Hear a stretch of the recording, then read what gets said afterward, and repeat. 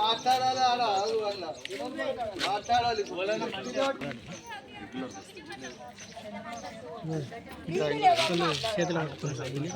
ఇట్లా అనుమానం మన ఇల్లు ఉంది. మన దరిద్రం దురదృష్టం ఏంటంటే లేకపోతే మున్సిపల్ ముట్టడించి అక్కడనే పరిష్కారం తీసుకున్నాం. కానీ ఎలక్షన్ కోడ్ ఉంది 2030 వరకు 30 వరకు మాట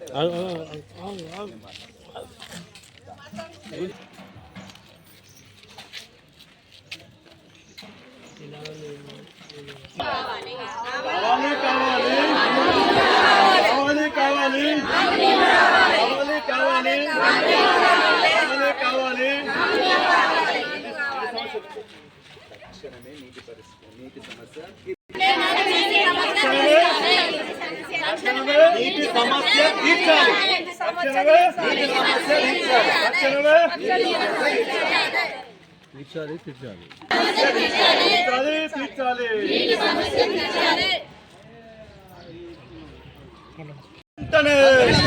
నీటి సమస్య వెంటనే నీటి సమస్య వెంటనే నీటి సమస్య వెంటనే నీటి సమస్య వెంటనే నీటి సమస్య వెంటనే నీటి సమస్య వెంటనే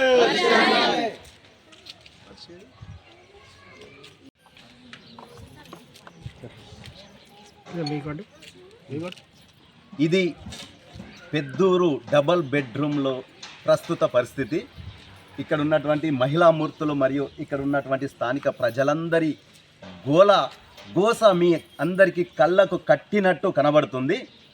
వాస్తవానికి గత ప్రభుత్వం మౌలిక వసతులను ఏర్పరచి ఈ డబల్ బెడ్రూమ్ల నిర్మాణం చేసినాము అని అంటారు.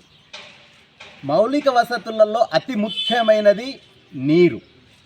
అలాంటి నీరు కనీసం 4-5 రోజులకు కూడా ఒక్కసారి మిషన్ భగీరథ ద్వారా ఇక్కడికి రావడం లేదు. ఉదయం లేవగానే రాత్రి పడుకునే వరకు నీటి యొక్క ఆవశ్యకత మనందరికీ తెలిసిందే. పిల్లలు ఉదయం లేచి స్కూలుకు వెళ్ళాలన్నా, కాలకృత్యాలు తీర్చుకొని పనులకు పోవాలన్నా నీళ్లు లేనిది ఒక నిమిషం కూడా జరగదు. అలాంటి నీటి వసతిని ఇక్కడ ఏర్పరచకుండా వీళ్ళ డబల్ బెడ్రూమ్ ప్రజలందరి అరగోస మీరైతే చూస్తున్నారు.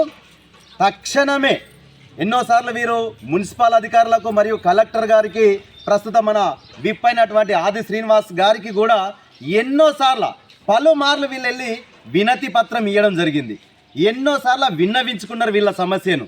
అయినా మున్సిపల్ అధికారులు నిమ్మకు నీరెత్తినట్టు వీరిని పట్టించుకోవట్లేదు, వీరి గోసను కూడా చూడలేరు. అందుకే మేము భారతీయ జనతా పార్టీ తరఫున డిమాండ్ చేస్తున్నాం, తక్షణమే వీరికి ప్రతిరోజు మిషన్ భగీరథ నీళ్లను వదలాలి, ఇక్కడ ఉన్నటువంటి నీటి ఎద్దడిని తొందరగా పరిష్కరించాలని డిమాండ్ చేస్తున్నాం.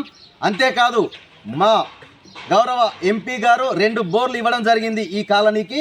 కానీ వాటితోని ఓన్లీ గ్రౌండ్ ఫ్లోర్ వరకు మాత్రమే నీళ్ళు వస్తున్నాయి. ఇక్కడ G+2 ఉన్నవి. ఆ G+2 వరకు నీళ్లు పోవాలంటే మిషన్ భగీరథ నీళ్లు మాత్రం తక్షణమే వదలాలి. వీళ్ళ సమస్య తక్షణం మిగిలిన మున్సిపల్ అధికారులు కావచ్చు, గౌరవ కలెక్టర్ గారు కావచ్చు, తక్షణమే పరిష్కరించకపోతే రానున్న రోజుల్లో మాత్రం వీళ్ళందరినీ తీసుకొని పెద్ద ఎత్తున ఉద్యమానికి తెరలేపి ఖచ్చితంగా చెప్తున్నాం, ఎక్కడ కూడా వదిలిపెట్టకుండా మున్సిపాలిటీని ముట్టడి చేస్తామని హెచ్చరిస్తూ తొందరగా వీళ్ళ పరిష్కారం చేయాలా వీళ్ళ నీటి సమస్యను. భారత్ మాతాకి జై.